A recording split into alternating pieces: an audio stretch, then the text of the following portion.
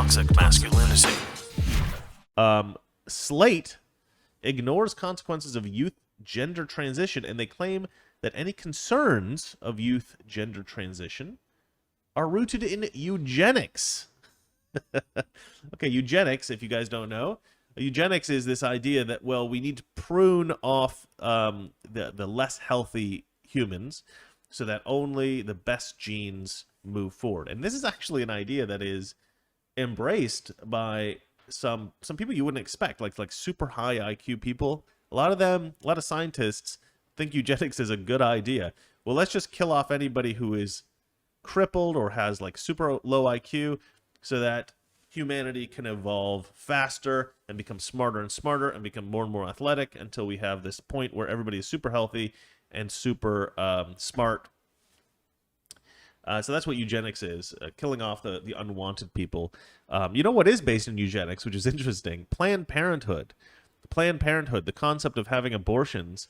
The woman who started that, Margaret Sanger, she was a big eugenicist. She liked the idea of rooting out the poor. She's like, poor people shouldn't be having children because they're obviously the weakest people in society. And there's a lot of idea behind killing off black people, right? Having Planned Parenthood be put in black neighborhoods so that black children are killed off, and that's basically what's happened. I mean, if you plot out where all the Planned Parenthoods are, most of them are like in black neighborhoods. A huge majority of them are in black neighborhoods, and you can look that stuff up. It's crazy. It's basically genocide of Black America. It's mental. So yeah, Planned Parenthood, not a great thing. Abortion, not a great thing. Let's move on. So Slate ignores consequences of youth gender transition, claims concerns are rooted in eugenics, which is like, oh my gosh. Every time the left accuses us of anything, it's exactly what they're doing. So here we go. As politicians and social activists continue to fuse American politics with transgender activism, concerns regarding the harmful impact of their ideology are often dismissed. Last week, a Slate article referred to a series of state-level bills looking to preserve children's biological integrity as a, quote, wave of anti-transgender legislation rooted in the concept of eugenics. I'm so crazy. I don't even understand that. The purpose of the bill is to prevent female athletes from having to compete against men who identify as women. Makes sense. And to protect children from experimental transgender therapies. Totally makes sense. Still, Slate insisted that the anti-trans campaigners are trying to ban undesirable people from society by suppressing and punishing those people as early as possible. Yeah, but we're not killing them. Do they understand what eugenics means? This should sound very familiar to the goals of the eugenics movement, which seek to encourage the right people to reproduce while discouraging the wrong sort of people from contaminating others with their inferior genes. While the outlet may believe that it's standing up for a marginalized group, the article ignored the potential consequences for teaching children to deny biological realities. Yeah, I mean, okay. How is it eugenics if you're trying to keep women women and men men? Because if you embrace the ideas of like being trans, right? Then you're gonna potentially mess up people's ability to reproduce. I mean, if you're cutting people's penises off, I don't know how they're gonna inseminate a woman. I suppose there are ways. Sorry, this is getting kind of dark, but okay, look. Okay, here's something that's interesting. I was reading about who it was. It wasn't Carl Sagan. It was that other guy. It was a sci-fi writer. You know what? Let me look at my Twitter because I wrote about him on Twitter recently. I think this is the right guy. But he was a science writer, very smart, very intelligent scientist. Science-minded guy. He wasn't really a scientist. He was a science fiction author. Let me find it. Come on, guys. Give me a second. Here we go. Isaac Asimov. I think this is the guy, Isaac Asimov. And Isaac Asimov believed, if I'm remembering correctly, that homosexuality was a good thing because it progressed eugenics, right? It helped with population control, right? Well, that was his idea. And so this idea that the LGBT thing is actually somehow good for procreation is completely insane. If you think that you're a woman trapped in a man's body, and conservatives are saying no, you're actually just a confused guy, and you're like a 9-year-old kid or something, and you stop that kid from transitioning into a woman, you're actually protecting that kid's reproductive ability. So, because okay, this is pretty gross, but let me just point out that it's not only the penis that sometimes gets removed; it is sometimes the testicles. I'm guessing. And then how would you have kids? I mean, are they like?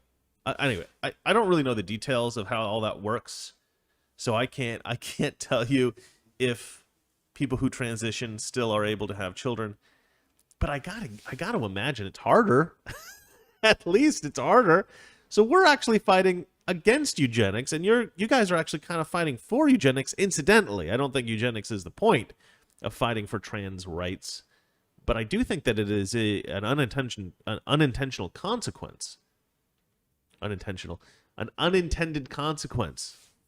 And you know what's funny? I'm actually really good today. Like my brain's good. Like I feel good. Like everything's good, and I'm still messing up. All right, guys, the least professional show on YouTube. Oh, I forgot the intro. We ready for the intro, guys? Toxic masculinity. That's right. It is toxic masculinity. Sorry I didn't put that in earlier. All right. Well, I think I'm done with this story, actually. I'm just absolutely disgusted with Slate. Basically, this is just another article that indicates that leftists are crazy. All right, moving on. Moving on to the next story. Let's see here. Oh, is that all?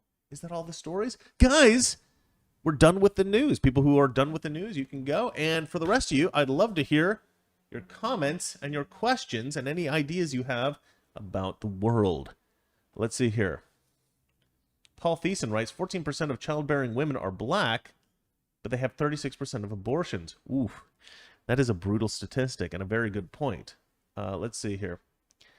Mark in Alberta says, follow the science. The science says stuff. That's right. Let's see. A lot of you guys are talking amongst each other. They're talking about Blair White. Yeah, I like Blair White. I like his ideas about various things. But I don't believe Blair is a woman. I think Blair is a dude, and I think Blair and I would disagree about that. But let's see here. Potato Joe's Velcro Shoes wrote, you know how you can tell Blair is a man? He turned a mental illness into a lucrative business. Potato Joe is spot on. Let's see here.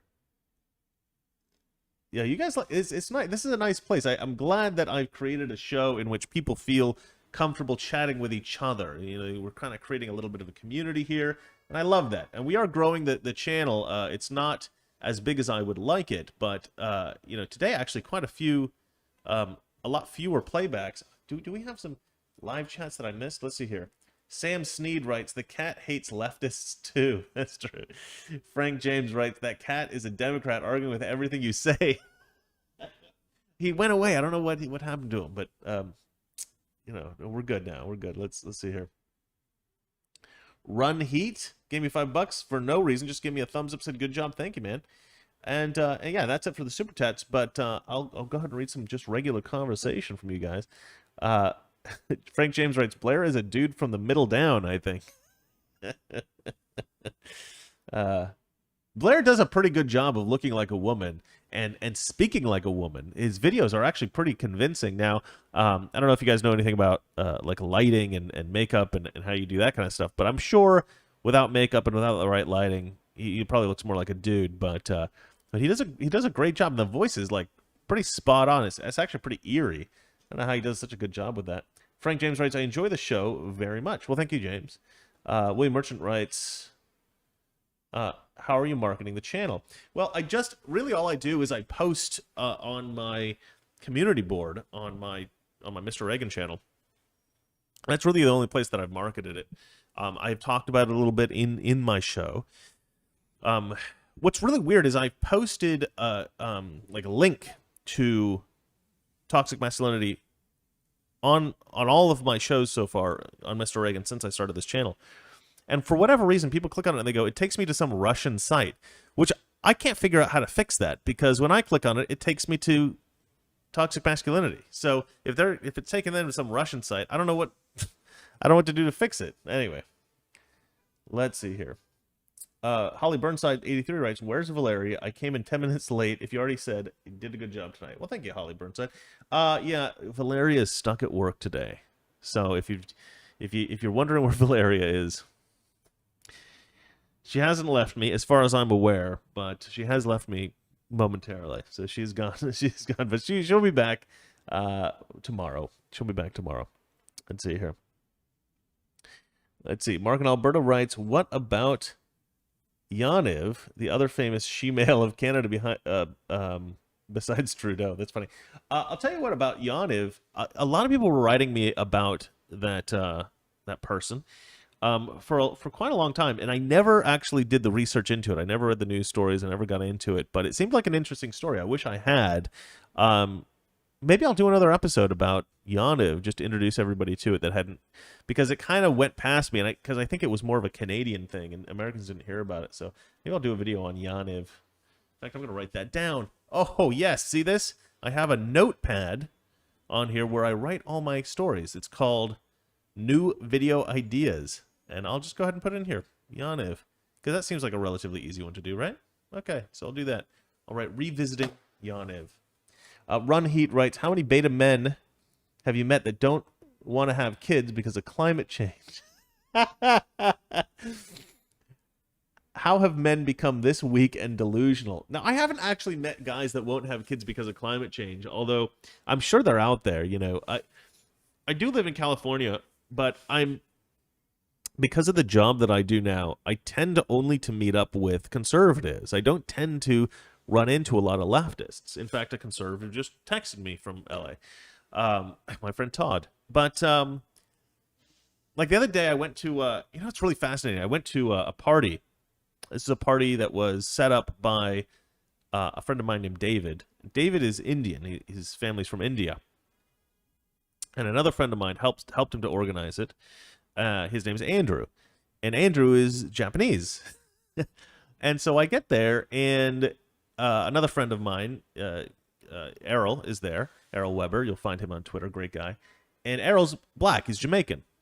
And so we've got an Indian guy, a Japanese guy, and a Jamaican guy. And like, I would say of everybody there was only two other white guys, right? There were some women, there were black people, there were Asians, there were Indians. I met Mindy Kaling's brother, who's famous for having pretended to be black to get into college and writing a book about it, which is fantastic.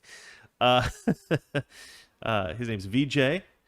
And anyway, met a lot of cool people there, but I didn't even really think much about the racial makeup of the place until Errol mentioned it to me. He's like, "Yeah, we're all Republicans, but there's like no white people here."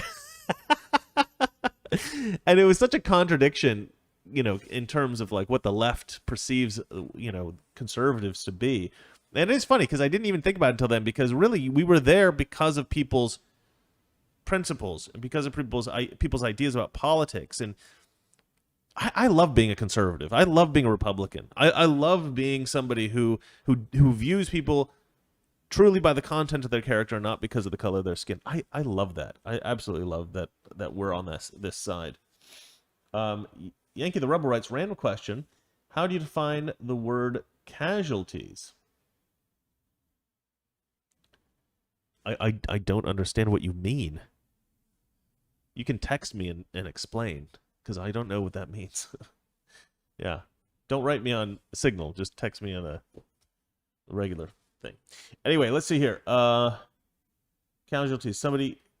Oh, are you asking everybody else? I don't know. Let's see. Binary Recoil writes, "No money for service, and with how communist everything is getting on the internet, the internet is lacking now. You know, Vimeo dropped the Hodge twins yesterday, right?" Really? I did not know that. Well, that should have been a story for me today. Flippin' Hodge twins are awesome. And they're black. What are they doing? That's oppression, isn't it? Maybe the Hodge twins must have said something about trans people, and Vimeo didn't like it. Mark Stewart writes, "What? Dude is trolling. You are really reporting this as real." I don't know what he's talking about. I don't know what he's talking about. All right. Let's see here. Frank James writes, okay, well, you guys see, you guys are talking to each other, so I can't. I'm not involved in these conversations. Let's see here. Let's see. Frank James writes, I watched an infographics. Hope that's the right channel. Infographics video. You can tell that they hated to admit that the Dems were on the side of slavery. Oh yeah, they always want to pretend that the parties switched, right? That the Republicans, that they used to be anti-slavery, they used to be the abolitionist party. That the Democrats were the bad guys because they were all the racists. And then at one point in the '60s, they switched. Let me tell you, they never switched. I'll tell you why. The Republicans always had this principle of treat people equally, treat people well, give everybody the same kind of opportunities. Don't have slaves, stuff like that. Because it was well into like Jim Crow that the left was like all anti-black and trying to oppress people and all that kind of stuff. But then you had the communists come in. This is really what happened. The Russians had tried to infiltrate America through the academic system. You actually had a lot of German communists coming in through the academic system. But anyway, these university professors that were strong communists, they realized that that the Democrat Party was the party that was sort of closest to communism. And so their idea was to convince young people to be communists and then to turn the left into the sort of communist party here in the United States, which they ended up succeeding in doing. But part of what they did is they wanted to split America also by race, and they wanted to create race wars, and they wanted to destroy America that way. Because their idea was, if we can destroy America through infighting, then people will be so suffering so much that they will demand a new kind of government, and that's when we'll swoop in and we'll raise up communism in the rubble in the destruction that's caused by all of this, racial conflict and all this kind of stuff. And they also want to create class conflict. Communists want to create class conflict and racial conflict in America to destroy America, because they think if they can destroy America, and America is everybody is suffering so much, they'll embrace communism as a way to get out of that destruction. Unfortunately, the middle class was so robust in America for so long that people weren't going to have class conflict. It was going to be hard to encourage that. So they wanted to encourage race conflict instead. And so they trained all of these young Marxists in the academies, in the universities, to be pro-black, and anytime anything negative happened with black people, they would rise up and they would try to, there'd be this big outcry, right? You had people like Martin Luther King Jr., who, was not a communist. A lot of people say he was a communist, but I think there was a communist that was like a friend of his or worked with him somehow in some way, but I don't think Martin Luther King Jr. was a communist himself. He really just wanted equality for the races. He was somebody that Republicans, I think, respected more. Let's see here. Ashley writes, I'll explain the casualties after the show, but I did post a good question for you, LOL. Well, sorry, I didn't catch it. All right. Let's see here. Anyway, so a lot of the racial strife that we have in America now is because of this communist infiltration to the university system and into our culture. The Scottsboro Boys, if you want to look up that case, that was heavily promoted by communists, by straight up communists, admitted communists, and that was their ploy, to create race war in America, to destroy America that way. It's terrible. It's terrible. Mark and Alberta writes, are they going to recall Cuomo before Newsom? How long does this process take? Yeah, good. That's a great question. Yeah, Mark and Alberta is doing something smart. He's writing at Toxic Masculinity whenever he writes a question or comment to me. So if you don't want to pay the $2, just write at Toxic Masculinity, and then my thing will pop up in orange here, and I'll be able to see it. Andrew Beerwart, Andrew Beerwart writes, Chris, hi. This is a brother of Holly from Louisiana. Well, hello, brother of Holly from Louisiana. Good to meet you. Let's see here. Well, I think that's probably it for the day. I've had quite a bit of fun. Let's see here. Potato Joe writes, you can be honest about the Russians, Chris. I think we know who 80% were. So I don't really adhere for that to that theory. This is the theory that like Jews control everything and Jews are trying to destroy the country and all that kind of stuff. Are there Jewish people who are bad?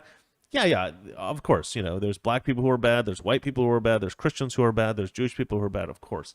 But, I know several Jewish people. They're not bad people. Are there some bad ones? Sure. But I don't think there's a cabal of Jewish people trying to destroy the world. Maybe there is. Maybe I'm wrong. I don't know. But it doesn't seem to be true in my experience. But maybe I just haven't read enough books about the horrors of the Jews. But I didn't grow up like that, right? I didn't grow up. I don't know anything about Jewish people being bad in some kind of coordinated way at all. I do have a friend who's pretty critical of Jewish people in terms of their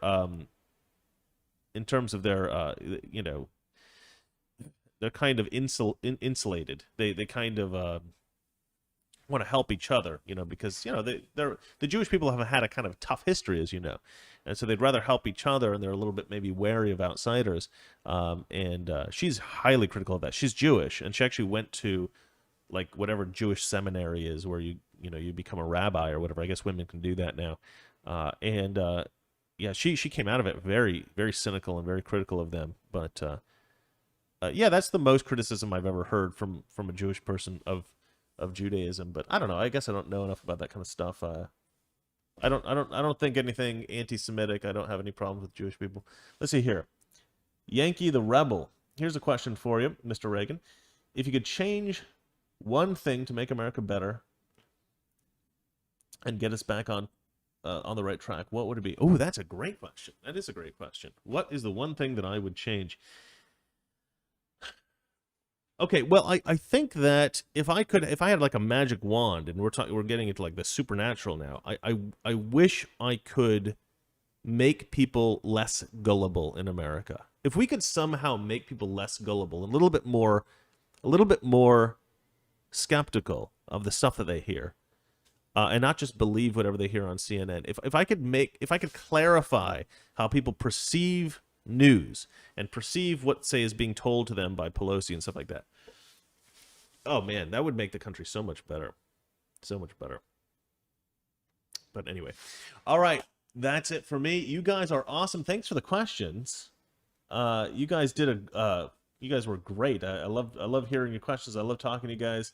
Oh, hold on. There's one guy that wants a shout out because he's running for Michigan House of Representatives. So I guess that's a state House of Representatives, right? It's a local race. So if you're in Michigan, look this guy up. His name is Joshua Mehay. Joshua Mehay, Mehay, right? He says, Mr. Reagan, just found the new channel. I'm running for Michigan House of Representatives in 2022. I'm Republican, obviously. I would love to chat and see if I can get a shout out. Well, here's your shout out, Joshua Mehay. You can go ahead and email me, the Reaganesque Conservative at gmail.com. You can figure out how to email that. That's my email, the Reaganesque Conservative at gmail.com. And you can send me an email and talk to me. But anyway, Joshua Mehay, Mehay. So if you live in Michigan, look him up, vote for him, try to support him if you can. And that is it for me. Oh, hold on. Well, one thing. Yeah, okay, that's fine. All right, guys, you guys have been awesome. I love seeing you. I love seeing you here. I love doing this show, and I wish Valeria was here. She always makes it a little bit more fun, but she will be here tomorrow. So I will see you guys then. Okay, good night. Let me see if I can do Toxic Masculinity. Weekdays, 9 p.m. Eastern, 6 p.m. Pacific.